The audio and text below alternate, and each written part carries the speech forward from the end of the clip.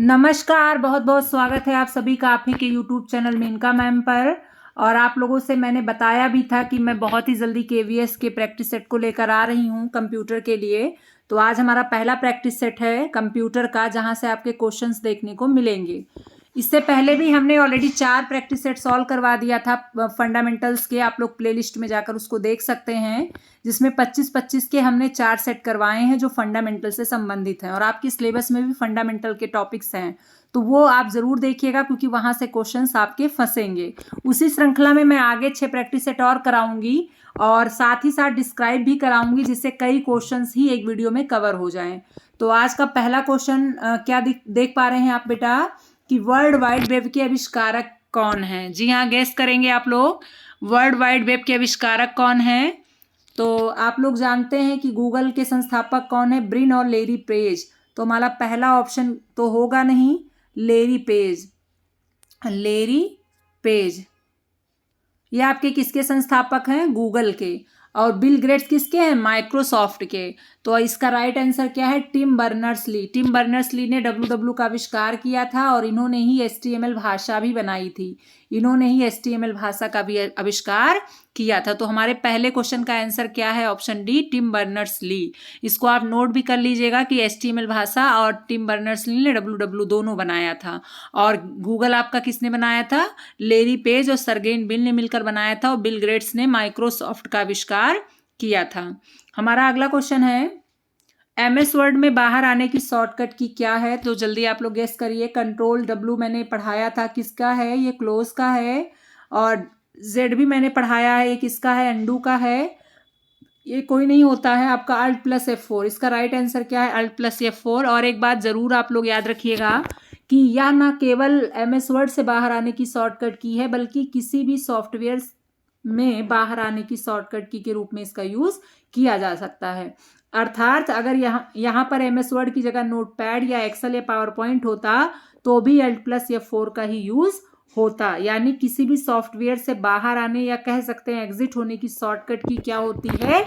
Alt+F4 होती है। हमारा अगला क्वेश्चन है बेटा, ईमेल के जनक कौन है? तो सबीर भाटिया तो आपके हॉटमेल के हैं। सबीर भाटिया किसके हैं? हॉटमेल के हैं। और आपका लिंक लैडर किसके हैं बेटा? इंटरनेट के हैं। इंटरनेट के। जॉन कॉम किसके हैं? व्हाट्सएप के हैं। व्हाट्सएप के हैं। तो आपके कौन बचा? आपके कौन बचा? रे टॉमलिसन। तो ईमेल के जनक किसको कहा जाता है? रे टॉमलिसन को। इसको नोट भी करते रहिए, जिससे आपके एक ही क्वेश्चंस में कई क्वेश्चंस हो जाएंगे। मैंने ऐसे ऑप्शंस लिखे भी हैं ताकि मैं डिस्क्राइब करूं, तो इस 25 क्वेश्चन को और भी क्वेश्चंस में तब्दील किया जा सके, और उसको आप नोट करके ज़्यादा से ज़्यादा क्वेश्चन कलेक्ट कर सकते हैं। हमारा अगला क्वेश्चन है, रिप्लेस ऑप्शन कहाँ मिलता है? जी हाँ, बहुत ही अच्छा क्वेश्चन है। रिप्लेस ऑप्शन कहाँ मिलता है? जल्दी गेस करिए। तो हमेशा आप लोगों को याद रखना होगा एक बात, कि जितने भी एडिट से संबंधित ऑप्शन है वो एडिट मेनू में मिलेंगे। और रिप्लेस भी आपका एडिट करता है, यानी किसी भी गलत हुए शब्द को सही शब्द के साथ बदल देना क्या कहलाता है? रिप्लेस कहलाता है। एडिट मेनू में ही cut, copy, paste, delete, clear, go to और अंडू और रीडू ऑप्शन भी मिलते हैं। तो एडिट मेनू में वो सारे ऑप्शन मिलते हैं जो किससे संबंधित होते हैं बेटा? सुधार से संबंधित होते हैं। और इंसर्ट मेनू में वो सारे ऑप्शन मिलते हैं जो इंसर्ट कराने से संबंधित होते हैं, अर्थात शामिल करवाने से संबंधित होते हैं। जैसे पिक्चर ऑप्शन, जैसे कमेंट ऑप्शन, जैसे टेक्स्ट बॉक्स ऑप्शन, जैसे आपके क्या कहते हैं, कमेंट ऑप्शन, पिक्चर में chart options, bookmark option, hyperlink option, ये सब शामिल किया जाता है। तो ये किस मेनू में मिलेगा? इंसर्ट मेनू में मिलेगा। और फॉर्मेट में ही आपका जो है बैकग्राउंड थीम, यानी फॉर्मेट से संबंधित ऑप्शन मिलेंगे। जैसे मान लीजिए पूछ लिया आपसे कि वाटरमार्क किस में मिलेगा, तो फॉर्मेट में। थीम किस में मिलेगा? फॉर्मेट में। बैकग्राउंड किस में मिलेगा? फॉर्मेट में। टेक्स्ट फॉर्मेटिंग फॉन्ट किस में मिलेगा? फॉर्मेट में। लेकिन अगर सुधार से संबंधित ऑप्शन पूछ रहा है तो कौन से ऑप्शन में होगा? एडिट मेनू में होगा। आई होप आप समझ पा रहे होंगे। अगर समझ पा रहे होंगे तो लाइक करिए, शेयर करिए, और लोगों को भी भेजिए, ताकि ज़्यादा से ज़्यादा लोग इसके लाभ उठा सकें। हमारा अगला क्वेश्चन है, कंप्यूटर के क्लॉक स्पीड को किस में मापा जाता है? जल्दी गेस करिए। ये आपका गीगाहर्ट्ज में मापा जाता है। बहुत ही इंपॉर्टेंट क्वेश्चन है, इसको भी आप नोट डाउन कर लीजिए। हमारा अगला क्वेश्चन है, नेटस्केप नेविगेटर क्या है? पहले तो आपका ये क्वेश्चन चेंज करके भी पूछा गया, देखा होगा आप लोगों ने, जो प्रीवियस ईयर बच्चे देखे होंगे। तो आपका प्रथम ब्राउजर है ये। क्या है बेटा? प्रथम ब्राउजर। अगर इसमें क्वेश्चन इस तरह से भी पूछ ले कि प्रथम ब्राउजर कौन सा है, तो नेटस्केप नेविगेटर आपका क्या है? प्रथम ब्राउजर है। इसको नोट कर लीजिएगा, बहुत इंपॉर्टेंट क्वेश्चन। निम्न में से कौन सा इंटरनेट सुरक्षा से संबंधित है? तो W3C का फुल फॉर्म क्या होता है? WWW world wide web consortium. इसका राइट आंसर क्या है? CERT। ये भी आपका संघ होता है, लेकिन ये सुरक्षा से संबंधित नहीं होता है। हमारा अगला क्वेश्चन है, एक्सेल के फॉर्मूले बने होते हैं। तो बेटा एक्सेल के फॉर्मूले 3 या 4 टाइप के कह सकते हैं होते हैं, जिसमें आपका न्यूमेरिकल होता है और कैरेक्टर होता है और लॉजिकल भी होता है, और आपका जो फंक्शंस होते हैं वो अलग से होते हैं। कह सकते हैं कि जो एक्सेल के फॉर्मूले होते हैं उसमें कई जगह फंक्शंस का यूज़ होता है और कई जगह फॉर्मूले का यूज़ होता है। तो अगर एक्सेल के फॉर्मूले की बात करें तो ये न्यूमेरिकल ज़्यादातर होते हैं और साथ ही साथ बने बनाए फंक्शंस भी होते हैं। तो इसका राइट आंसर क्या है? ए। हमारा अगला क्वेश्चन है, एक डाटा डिक्शनरी के रूप में किसे जाना जाता है? बहुत ही इंपॉर्टेंट क्वेश्चन है। तो डाटा बेस को जाना जाता है। किसको जाना जाता है? डाटा बेस को। डाटा के समूह को कहते हैं बेटा इसको। हमारा अगला क्वेश्चन है, D4 और C2 को जोड़ने के लिए कौन सा ऑप्शन सही है? मतलब ये एक्सेल का सेल का एड्रेस है बेटा। ये किसका एड्रेस है? सेल का एड्रेस है। आपका D4 में एक वैल्यू लिखी है और C2 में एक वैल्यू लिखी है। अगर इसको जोड़ने के बाद गुणा करना है तो कौन सा फॉर्मूला सही लग रहा है? तो सब में बराबर लगा है, क्योंकि फॉर्मूले की शुरुआत ही बराबर से होगी। फिर ब्रैकेट में D4 + C R लिखा है, तो पहला ऑप्शन तो एकदम नहीं होगा, क्योंकि C2 की बात कर रहा है, ना कि R की बात कर रहा है। दूसरे ऑप्शन में D4 + C2 की बात कर रहा है, ये भी सही नहीं होगा।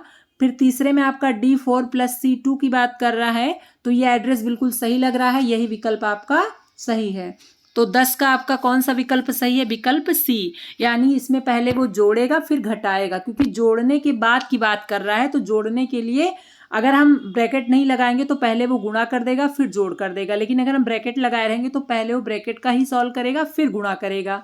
इसीलिए इसका विकल्प C सही होगा। हमारा अगला क्वेश्चन है, हाइपरलिंक की शॉर्टकट की क्या है? कंट्रोल H किसकी है बेटा? रिप्लेस की है। किसकी है? रिप्लेस की है। L किसकी है? Set the alignment left. Set the alignment left. Alignment क्या होता है बेटा? उसको किस तरह से लिखा जाए, उसका किनारे कितना मार्जिन छोड़ा जाए, तो ये सेट करने के लिए कंट्रोल L का प्रयोग करते हैं। कंट्रोल D किसकी शॉर्टकट की होती है? Open font dialog box. किसके लिए होती है? Open font dialog box. तो इसका राइट आंसर क्या है बेटा? इसका राइट आंसर है कंट्रोल +K। और हाँ, एक बात और याद रखिएगा, हाइपरलिंक हुए टेक्स्ट को किस कलर का दिखाया जाता है? ब्लू कलर का। ये क्वेश्चन भी एग्जाम में आया है। किस कलर का हो जाता है? वो ब्लू कलर का हो जाता है। अगर किसी भी अक्षर पे या शब्द पे हाइपरलिंक हुआ है, लगा है, तो वो शब्द किस कलर का हो जाएगा? ब्लू कलर का हो जाएगा, याद रखिएगा। आपका अगला क्वेश्चन है, कंप्यूटर में संचित फाइलों के समूह को क्या कहते हैं? तो फाइल किस में रखा जाता है? एक तो आपका रखा जाता है फोल्डर, लेकिन विकल्प में फोल्डर नहीं है, तो दूसरा हम किस में रख सकते हैं? डायरेक्टरी में। डायरेक्टरी के अंदर फाइलों को रखा जाता है, यानी फाइलों को संचित समूह कहाँ रखे जाते हैं? तो डायरेक्टरी। तो इसका राइट आंसर क्या होगा बेटा? डायरेक्टरी इसका राइट आंसर होगा। हमारा अगला क्वेश्चन है, किन प्रोग्राम का प्रयोग करके राशि आधारित बनाने के लिए किया जाता है? तो ग्राफिक्स का।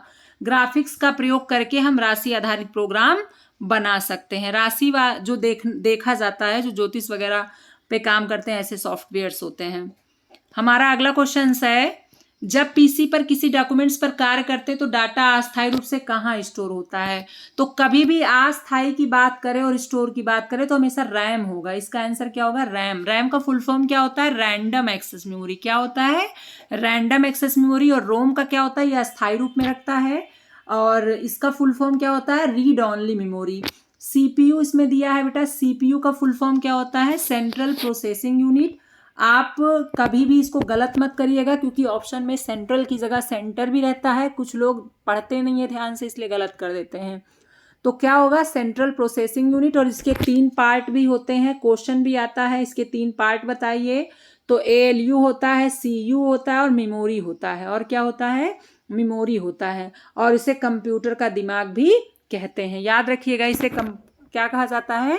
कंप्यूटर का दिमाग। नर्वस सिस्टम आपका सीयू का कहा जाता है, सेंट्रल प्रोसेसिंग यूनिट। लेकिन अगर अस्थायी रूप से डाटा की बात करेगा कहाँ सेव होता है, तो रैम में। रैम आपका दो प्रकार का होता है, स्टैटिक्स रैंडम एक्सेस मेमोरी और डायनेमिक रैंडम एक्सेस मेमोरी। तो ये भी याद रखिएगा, कभी कभी प्रकार भी दे देगा आप लोगों को। हमारा अगला क्वेश्चन है, आप जो इंफॉर्मेशन कंप्यूटर में डालते हैं उसे क्या कहा जाता है? तो डाटा कहा जाता है। क्या कहा जाता है बेटा? डाटा कहा जाता है। हमारा अगला क्वेश्चन है, MOS का पूरा नाम क्या है? तो आपका पहला ऑप्शन सही है, ये भी गलत है, ये भी गलत है और ये भी गलत है। राइट आंसर मेटल वाला है आपका।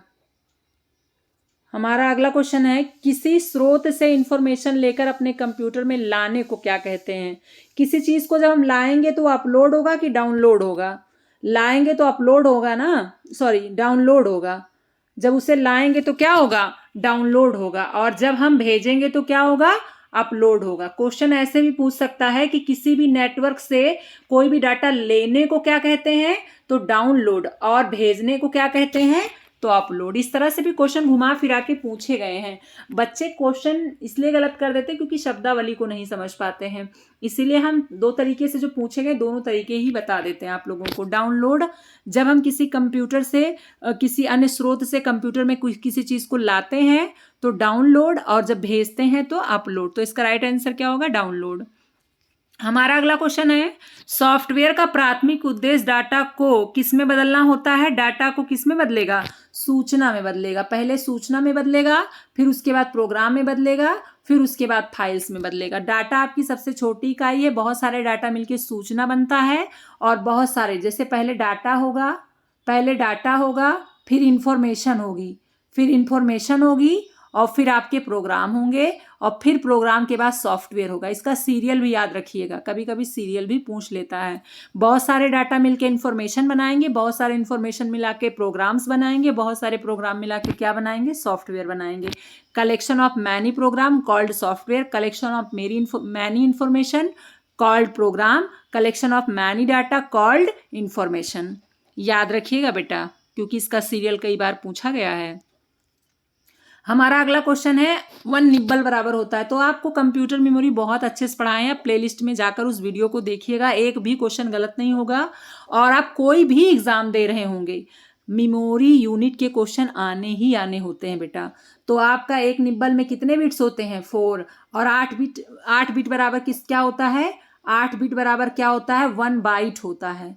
याद रखिएगा, 1 बाइट होता है। तो इसका राइट आंसर क्या है? 4 बिट। 4 बिट आपका बिट सबसे छोटा होता है, याद रखिएगा, सबसे छोटा क्या होता है? बिट। और 4 बिट मिला के 1 निब्बल बनेगा, और 8 बिट मिला के 1 बाइट बनेगा। आप लोग इसको डिटेल में कहाँ जाकर देख सकते हैं? हमारे मेमोरी वाले वीडियो में जाकर देख सकते हैं, जो कि आपको प्लेलिस्ट से मिल जाएगी। हमारा अगला क्वेश्चन है, ईमेल के स्टोरेज एरिया को क्या कहते हैं? जी हाँ, जहां ईमेल के मैसेज स्टोर होते हैं उसको क्या कहते हैं? जल्दी बताइए। तो उसे मेल बॉक्स कहते हैं। अब एक क्वेश्चन हम और पूछ रहे हैं आप लोगों से, जल्दी बताइए आप लोग, कि वीडियो मेल कितने दिन तक मेल बॉक्स में सेव रहता है? ये भी क्वेश्चन पूछा है। तो 30 दिन तक।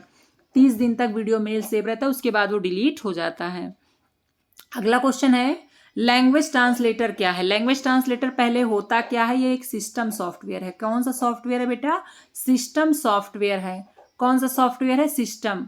अर्थात ये सभी कंप्यूटर में होगा, बिना इसके काम नहीं चलेगा। लैंग्वेज ट्रांसलेटर एक ऐसा सॉफ्टवेयर होता है जो हमारी उच्च स्तरीय भाषा को मशीनी भाषा में बदल देता है। तो इंटरप्रेटर और कंपाइलर दो होते हैं, एक इंटरप्रेटर होता है और एक क्या होता है बेटा? कंपाइलर होता है। इन दोनों क्या करते हैं? हाई लेवल लैंग्वेज को मशीनी भाषा में बदल देते हैं। बहुत ही इंपॉर्टेंट क्वेश्चंस है। एक क्वेश्चन में कई क्वेश्चंस बता दे रहे हैं, आप लोग नोट भी करते रहिए, क्योंकि इस 25 क्वेश्चन में मैं आपको करीब 50 क्वेश्चंस बताऊंगी जो आपके एग्जाम के दृष्टिकोण से बहुत ही अच्छे होंगे। और अगर आप लोगों ने फंडामेंटल नहीं देखा है तो फंडामेंटल की प्रश्नोत्तरी जरूर देखिए, उसमें मैंने 100 क्वेश्चंस करवाए हैं 4 वीडियो में, बहुत ही इंपॉर्टेंट क्वेश्चंस है, उसको भी जरूर देखिएगा। हमारा अगला क्वेश्चन है, MPEG में M का अर्थ क्या है? जी हाँ, अब ऐसे क्वेश्चंस बहुत आते हैं जब फुल फॉर्म पूरा ना पूछ कर केवल एक कैरेक्टर का पूछता है। तो MPEG का मतलब होता है, पहले तो फुल फॉर्म इसका जानिए, मोशन पिक्चर एक्सपर्ट ग्रुप। इसका फुल फॉर्म क्या होता है? Motion picture expert group. तो इसमें आपका M का मतलब पूछ रहा है तो मोशंस नहीं होगा, मोशन होगा। मोशन मतलब हरकत। तो ये आपका गलत हो जाएगा, ये गलत हो जाएगा, ये गलत हो जाएगा। आपका राइट आंसर क्या है? A option. हमारा अगला क्वेश्चन है अलग है, बहुत ही अच्छा क्वेश्चन है, अलग है। तो आपका ये और ये तीनों आपका वायरलेस तकनीक है। कौन सी तकनीक है बेटा? वायरलेस तकनीक है, बिना तार के नेट, बिना तार वाला इंटरनेट या नेटवर्क। और लैन आपका एक क्षेत्र है नेटवर्क का। तो ये तीनों आपका एक जैसा है, लैन आपका अलग है। लैन का फुल फॉर्म क्या होता है? जल्दी बताइए। Local area network. क्या होता है? Local area network. और आप लोग जल्दी वाईफाई का जल्दी गेस करिए।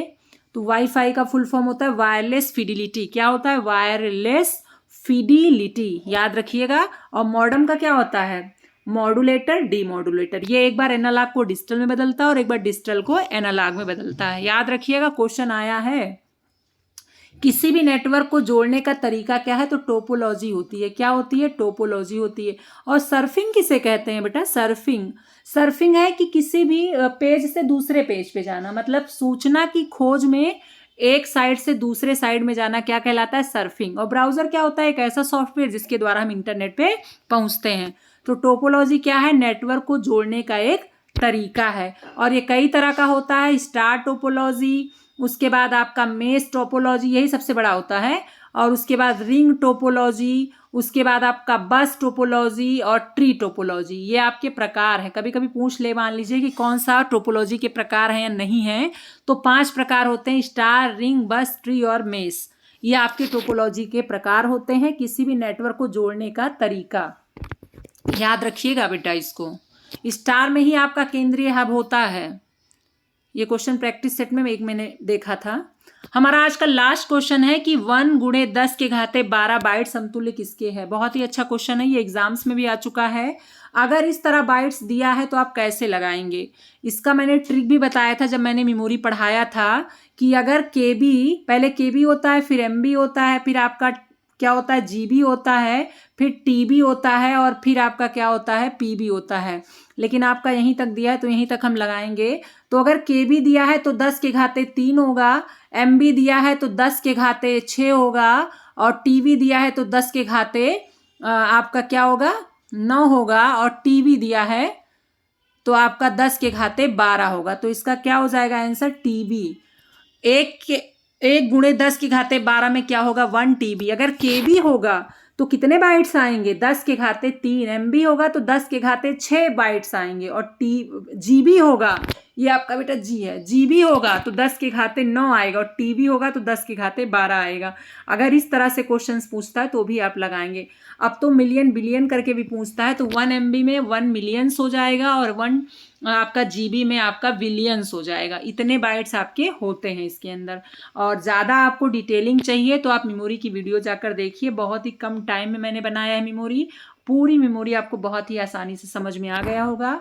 आप लोगों को सेशन पसंद आया होगा तो कमेंट बॉक्स में ज़रूर लिख कर भेजिएगा। और जो भी सुझाव होंगे, जो भी समस्याएं होंगी, वो भी आप लिखिएगा, उसको दूर किया जाएगा। आई होप आप सबको क्वेश्चन समझ में आए होंगे। इसके बाद वाले वीडियो में और इम्पॉर्टेंट क्वेश्चंस लेकर आएंगे, डिस्क्राइब भी करेंगे, जिससे ज़्यादा से ज़्यादा क्वेश्चंस एक ही वीडियो में कवर कर सकें। आप लोग को वीडियो अच्छी लगी होगी तो आप लोग कमेंट बॉक्स में उसको लिखिएगा।